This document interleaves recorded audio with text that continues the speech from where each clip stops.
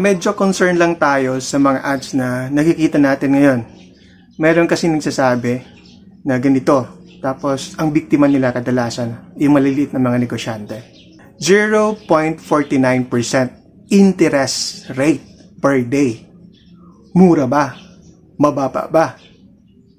Ang sagot, malaking hindi.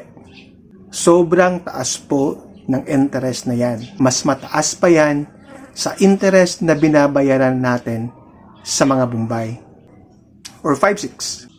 Kung ang 5-6 ay 10% per month or 20% per 2 months, ang 0.49% daily interest ay kasumbas ng 14.7% or mahigit na 15% per month. Talo pa dyan ang 5-6 or ang Bombay. Remember, ang interest ay ang bayad natin o tubo sa hiniram natin na pera. Isa itong expense. Alam nyo ba na meron naman mga pautang na nasa 1% or mababa pa sa 1% ang interest kada buwan.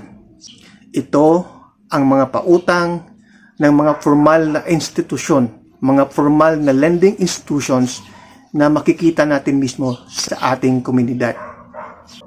That's it for now. Salamaters.